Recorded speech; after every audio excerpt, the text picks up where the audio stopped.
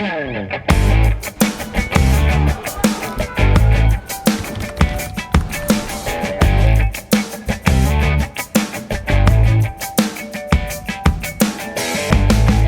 programa de hoje, vamos conversar com o professor de Filosofia e Direito do Instituto Federal do Rio Grande do Norte, IFRN, professor Pablo Capistrano.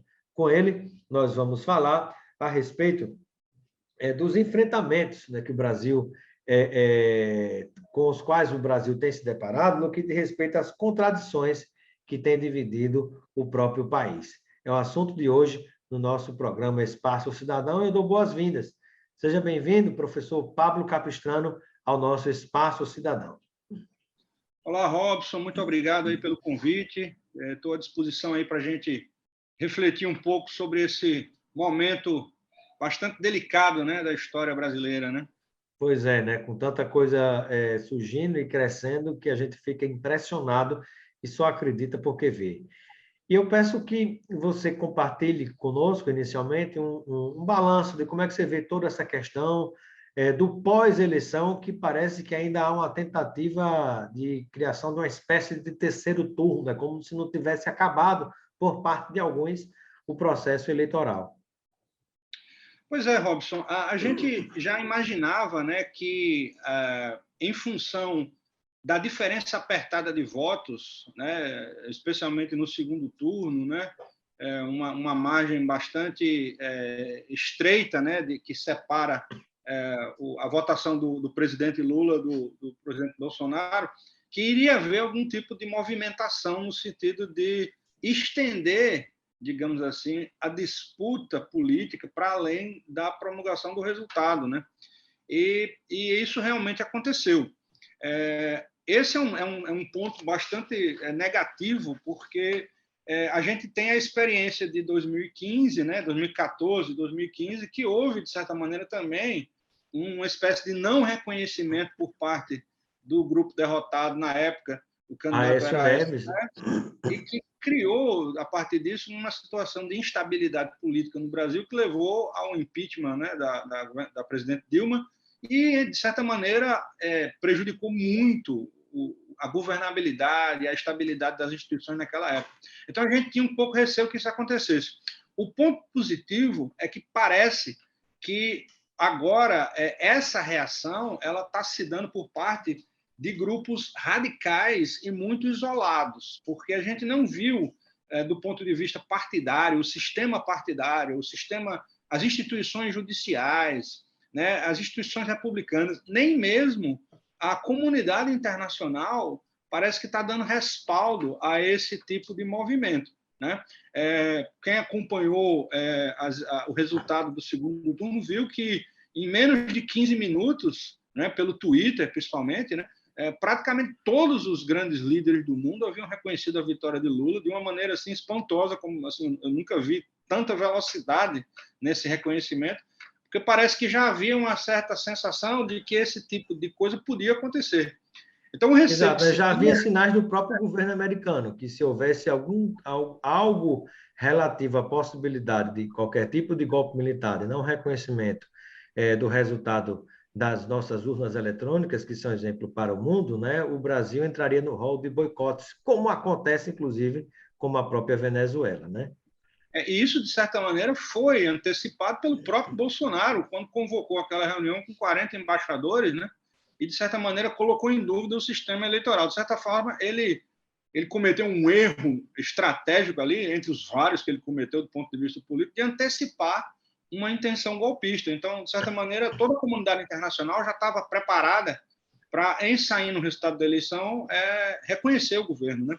Então, foi a primeira vez na vida que eu vi um presidente da República convocar os países vizinhos para nos fazer passar vergonha, né? Para falar mal do próprio país, de algo que é exemplo para o mundo, algo assim inacreditável. Foi espantoso, né? E, de certa maneira, isso acabou atingindo, de certa forma, porque a comunidade internacional estava preparada, né? E aí, esse respaldo, eu acho que desestimulou qualquer tipo de tentativa interna institucional por parte de forças políticas, forças militares, de tentar uma subversão do resultado. Mas você tem, então, esse pessoal aí que, de certa maneira, está sendo alimentado, né, pelas redes sociais, por uma espécie de Brasil paralelo, né, um universo paralelo das redes sociais, e que eles estão ainda com esse gás de subverter o resultado da eleição, né, e criando ainda algum distúrbio. Então, a gente tem esse fenômeno, né? Mas é um fenômeno que E eu são acho que talvez... manifestações, é importante deixar muito claro, não são manifestações democráticas, são manifestações antidemocráticas e são manifestações criminosas. Criminosas porque afrontam e desrespeitam diretamente a legislação eleitoral, a Constituição Federal, né, a própria democracia, né, atenta contra a própria democracia, e isso é crime previsto em lei, portanto, não tem nada a ver com liberdade de expressão, opinião e pensamento, que também são assegurados pela Constituição, mas tratam-se de manifestações criminosas. É importante que isso se deixe muito claro e que não sejam naturalizados esses tipos de manifestação.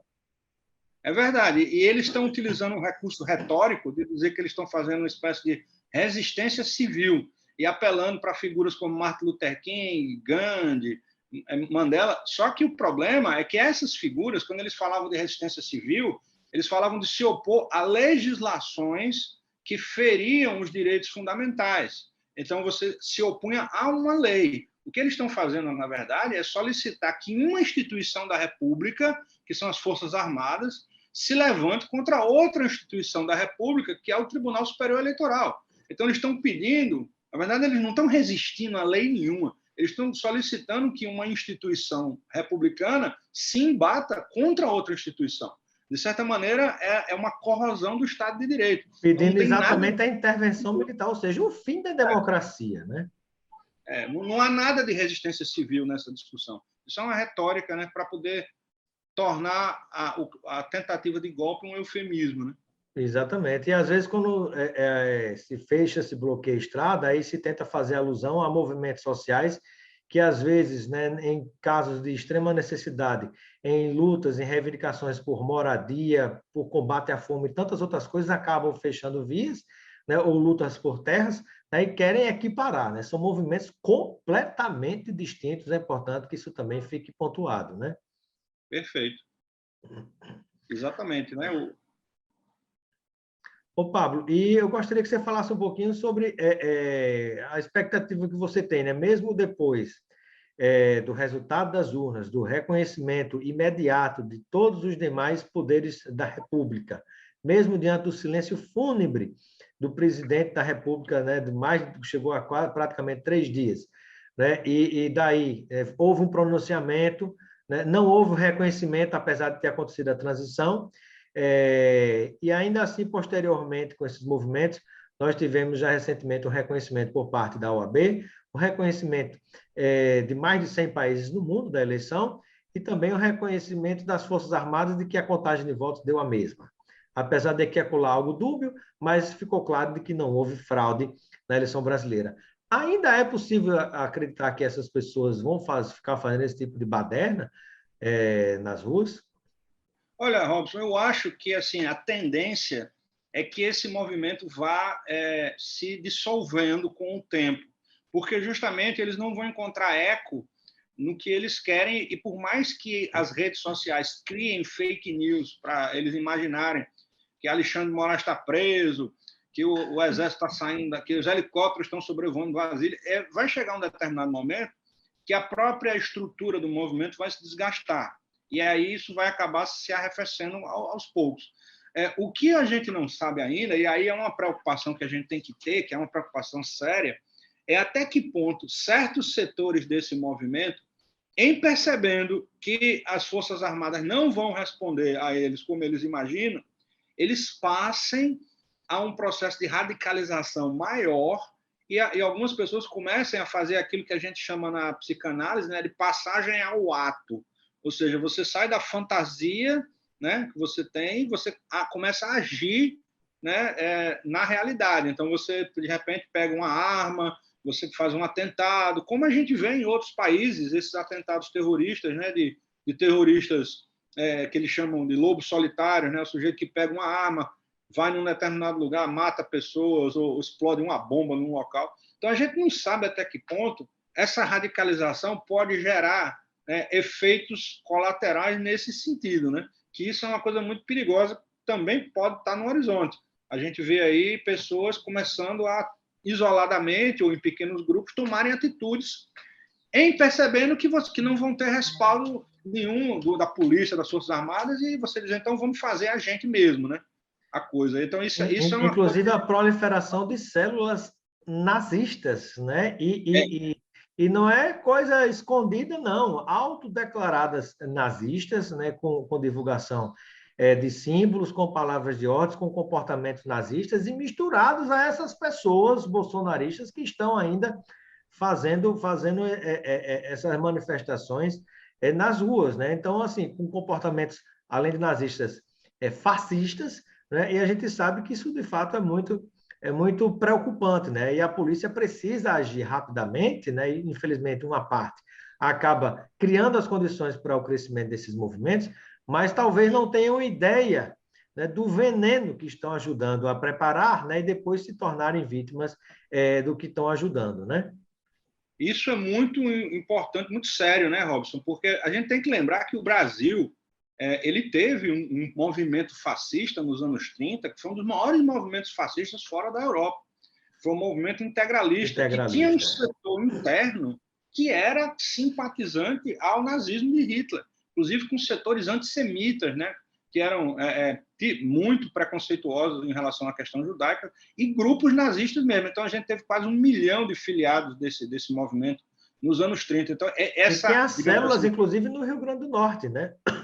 Tem, sim, se não me falha a memória, acho que tem casarão até com chão, que o piso do casarão são as suásticas, né? Símbolos nazistas, né?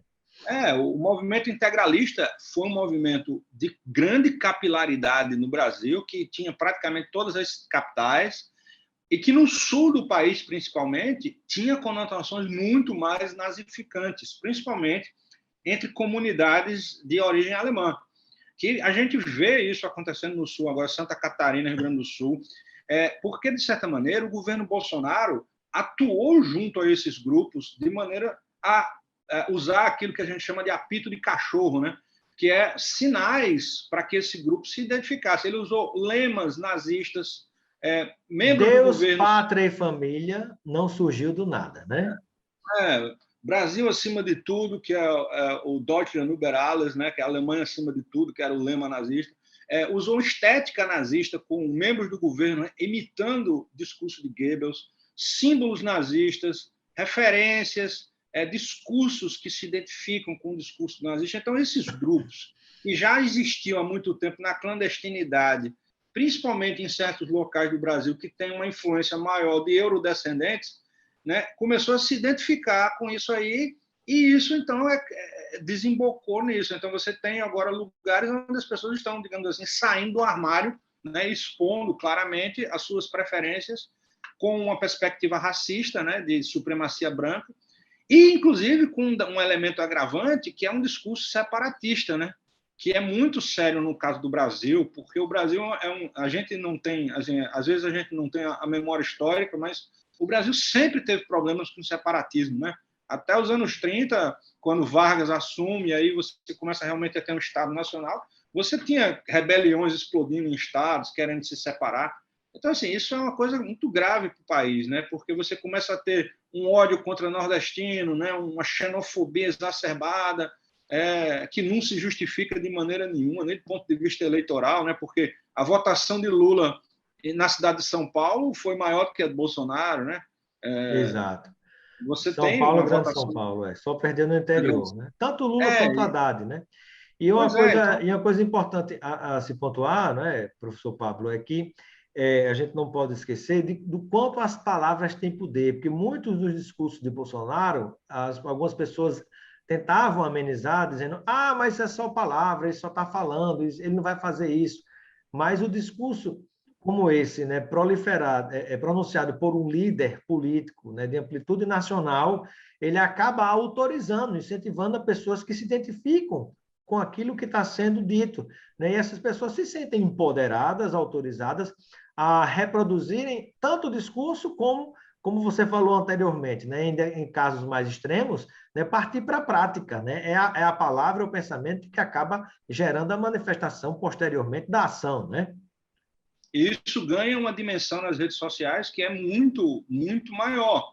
Porque uma coisa, digamos assim, é você falar, você expor esse tipo de pensamento na mesa do bar, conversando com um amigo, ou então dentro de casa, né? Outra coisa é você expor isso numa rede em que você tem um alcance de milhares de pessoas e isso começar a ser normalizado, né? Esse discurso passa a ser normalizado e daqui a pouco, então, por exemplo, eu não sei se você viu, mas surgiu, né, aí posts, discussões na rede social de pessoas sugerindo, em alguns estados, você colocar, pichar, isso aparentemente em tom de brincadeira, mas é muito sério, pichar nos imóveis comerciais de pessoas que votaram em Lula a estrela do PT para que o bolsonarista possa boicotar o imóvel comercial. Então, se você tem uma E essa é padaria... uma prática nazista, né? Nazista a ou gente fascista, se não me falha a memória. né, a gente viu isso agora, né? Ontem foi lembrada a Noite dos Cristais, né? Que foi justamente a depredação de lojas judaicas por nazistas na Alemanha durante os anos 30, né? Que eles eram marcados com a estrela de Davi. Agora eles vão usar a estrela do PT, né? Só mudou. Até esse tipo de associação, né? Pois é, então, quer dizer, isso é algo muito perigoso, é muito perigoso. E não é só uma coisa de brincadeira de rede social, porque isso vai normalizando o discurso e vai gerando efeitos práticos, né? Então, a gente tem que combater com muita força isso aí. E eu acho que as instituições da República, elas precisam ter noção da gravidade disso e isso precisa E ser coibido. responsabilizar essas pessoas, né? Porque caso isso não aconteça, é muito preocupante o que se discute no futuro do país, né? A gente não sabe como essa radicalização vai se desenvolver nos próximos anos, né? E o risco de você ter conflagração é muito grande.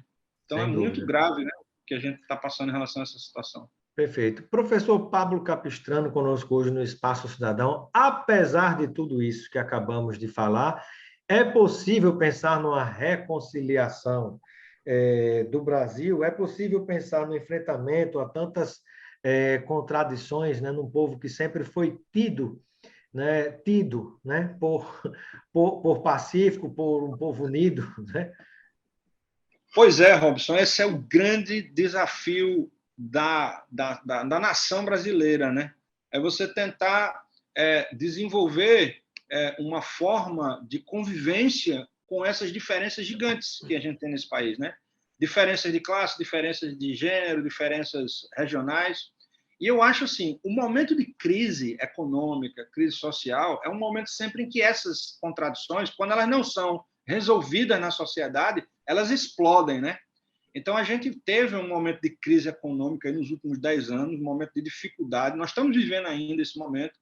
Então, existem duas formas de você resolver isso. Ou você muda a estrutura social e econômica do país, que é uma coisa muito difícil de ser feita sem uma conturbação revolucionária, né?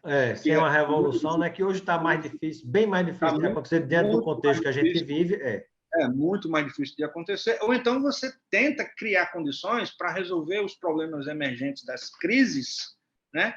Para que essa situação de crise ela possa amenizar e o bem-estar social possa voltar. Porque quando você tem o bem-estar social implantado na sociedade, o mínimo possível, essas contradições elas deixam de ser tão evidentes. Então, Ameniza. assim, ameniza. Então, o governo Lula ele tem um desafio gigantesco na frente. E o desafio dele é um desafio econômico, fundamentalmente. É um desafio político, é um desafio institucional, é um desafio, mas o desafio econômico é o grande elemento da questão. Se o governo Lula não conseguir, nesses 4 anos, criar condições econômicas para que a população possa voltar a ter algum sentimento de bem-estar econômico e ter uma perspectiva de que o futuro vai ser melhor do que o presente, né? Que essa que é a grande questão dos governos. A Né? Você cria esperança. a esperança, a sensação de que você vai melhorar e que as coisas estão melhorando então a tendência à radicalização é maior, porque diante do mal-estar social, né, as contradições afloram com mais intensidade e o populismo ocupa espaço, né? Ocupa espaço, né? E no caso que nós estamos, em função do fato da esquerda ela ter se desgastado muito desde a queda do muro de Berlim, a tendência à radicalização é para a direita. Então, a correlação de forças... A extrema-direita, né? A extrema-direita, exatamente, né? A extrema-direita, a correlação de forças é para lá, a radicalização cai para lá. Então, a gente não tem condições hoje, no horizonte curto, da gente ter um movimento de ruptura revolucionária que cause transformações sociais. Então, esse medo do comunismo que as pessoas têm é uma fantasia cada vez mais poderosa, né? Porque nunca a gente teve tão longe. Eu digo sempre que a distância que o Brasil está hoje do comunismo é a distância de Mossoró para Moscou, certo? Inclusive no clima, né? Inclusive no clima, é uma distância abissal. Não tem como você ter essa situação. Por isso que eu acho que o desafio dele vai ser esse, vai tentar recuperar um pouco da sensação de bem-estar que existiu nos governos dele, né? No governo de Lula, né? E que possa apaziguar um pouco esse radicalismo para que as instituições da democracia possam se reconstruir. Se isso acontecer, a gente tem um horizonte aí de uma pausa para respirar, né? Um fato muito importante, apesar de tudo, foi ter estancado, né, essa sangria desatada, como se diz no popular, né, que estava acontecendo, né, e que poderia piorar e muito se tivesse acontecido a reeleição do presidente Jair Bolsonaro, né, que felizmente não aconteceu. Muitos talvez não compreendam exatamente o que eu estou falando, mas eu tenho muita tranquilidade, consciência do que estou dizendo. E aí eu te pergunto o seguinte, na sua avaliação, professor Pablo Capistrano, dá para ter otimismo ao ver que, apesar de em torno de um pouco mais de 49%, ou seja, quase a população ficou dividida ao meio nas urnas, mas nem todo esse percentual é um percentual bolsonarista, muito menos bolsonarista raiz e extremamente radical, né? Parte deles, inclusive, reconheceram, né? Encontrei com pessoas que foram se aproximando de mim, enrolando a bandeira, depois do resultado, eu digo, meu Deus, lá vem confusão. A pessoa me deu um abraço e reconheceu que eu fiquei surpreso, né? Eu esperava que fosse... A gente já fica, né, tenso, esperando alguma agressão, mas houve uma atitude contrária. Então, tem um percentual que me parece, não sei se você vê dessa forma, que não embarca nisso e parece que ficou mais horrorizado e entendeu as máscaras caindo depois do tipo de movimento que aconteceu de não aceitação do resultado das urnas. Eu acho que a sua leitura é corretíssima nesse ponto, né? A gente não pode imaginar que metade da população brasileira seja fascista. Isso não é verdade.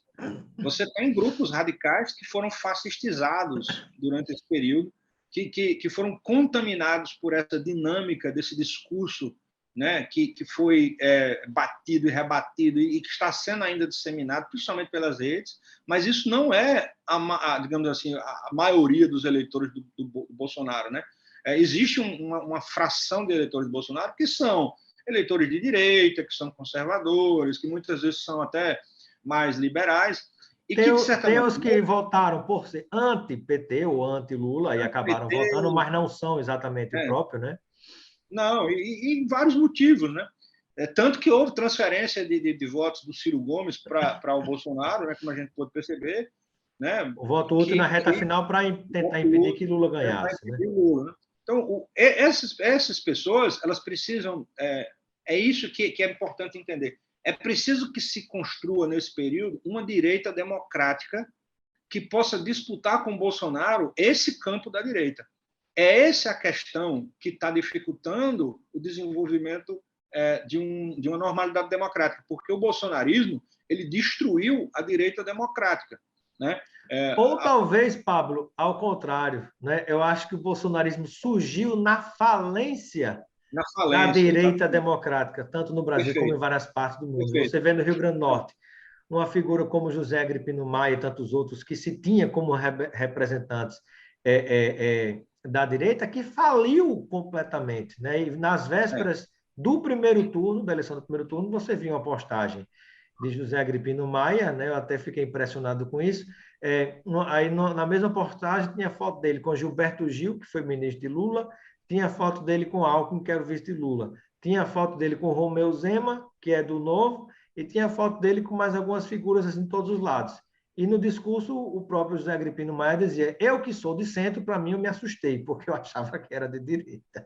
Pois Né? é, mas Então, assim, isso. me parece que a extrema-direita ocupou o lugar não só no Brasil, mas no mundo inteiro, pela falência da própria direita. Né?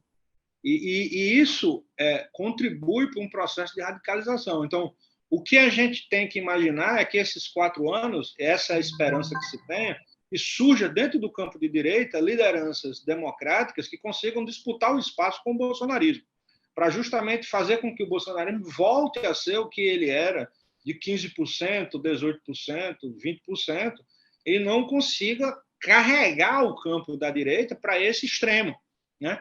Essa é uma questão que vai ser colocada e que eu acho que é importante se pensar, né? Algo Se parecido com essas o que lideranças, tem. Né? Pode concluir. se essas lideranças vão conseguir emergir, né?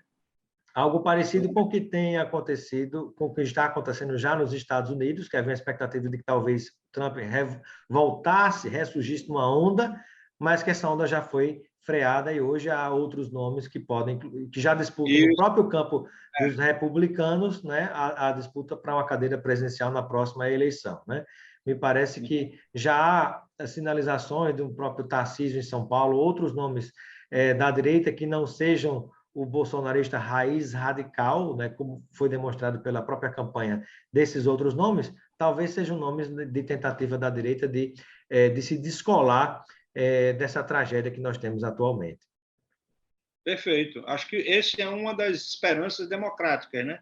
De que haja essa mudança na configuração. Caso isso aconteça, a gente pode, de repente, imaginar que aos poucos vamos tentando voltar a uma normalidade. Caso não, a tendência dessa radicalização se aprofundar e a situação ficar mais difícil.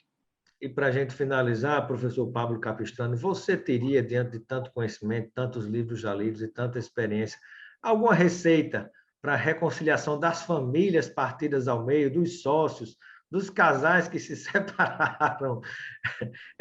Tá chegando o Natal aí, será que dá para pensar em reagrupar essas pessoas, né, para a gente unir o Brasil? Porque só não interessa ao Brasil nem aos brasileiros a divisão de todos nós, né? Pois é, a solução é falar de futebol, porque se for falar de política, né, antigamente se Dá dizia que briga. não se podia discutir futebol, política e religião, né? Futebol sempre se discutiu, agora política e religião que estão separando as pessoas. Mas uma dica importante é tentar evitar que a contaminação das redes sociais, porque a gente sabe que um dos grandes problemas que envolvem essas divisões são as redes sociais, né? Então, a Passam primeira pelas solução redes e mídias sociais, nessas plataformas, que são empresas privadas de comunicação isso. estrangeiras e, como tais, têm seus próprios interesses, né? Os grupos de família são territórios muito ricos para esse tipo de disseminação desse tipo de discurso, né? Então, o ideal é acabar com os grupos de família, né? A gente se comunicar via pessoal, porque você Pessoal, compartilha uma coisa, aí todo mundo se choca e aí os ânimos começam a se acirrar. Então, é melhor você não saber o que o seu familiar está postando na internet. Você esquece, né? Porque aí você não tem, digamos assim, essa sensação de ofensa, porque muitas vezes a gente leva isso para o lado pessoal, né? Então, a pessoa, de repente, posta uma coisa e você sente como se fosse pessoal. Isso gera muito sofrimento, Robson, psíquico, né? E isso é uma coisa muito, muito impactante que está ocorrendo, que não ocorria antes, né? Que é as pessoas sofrendo impactos psíquicos, emocionais nas suas relações pessoais por causa dessas questões políticas, né? Pai, filho, irmão com irmão, né? Cunhado e amigos, né? Então, assim, é uma coisa muito assustadora e que tem tudo a ver com essa nova forma de comunicação, que é uma nova forma de mídia, né, de maneira de se comunicar, que surgiu, são as redes, e que a gente tem que lembrar que quando o fascismo surgiu nos anos 30, ele surgiu também no esteio de uma nova mídia, né, que era o rádio. Né? o O rádio. rádio era o surgimento. Então, sempre que surge um novo veículo de comunicação, até que a gente consiga entender como a gente vai usar esse veículo, a gente tem um período assim meio traumático. Então, acho que a gente está passando um pouco isso nas redes sociais. Né? A gente Sem tem que dúvida. aprender a entender como é que a gente vai lidar com essa ferramenta, para que essa ferramenta não nos transforme, né? De uma maneira que a gente acabe perdendo dimensão de quem nós somos realmente. Né? Sem dúvida, né? Não nos distanciarmos do caminho da civilização. Isso. Muito obrigado, professor Pablo Capistrano. Seja sempre bem-vindo ao nosso programa Espaço Cidadão. Obrigado, Robson. Estou à disposição. Grande abraço, amigo. Grande abraço, igualmente.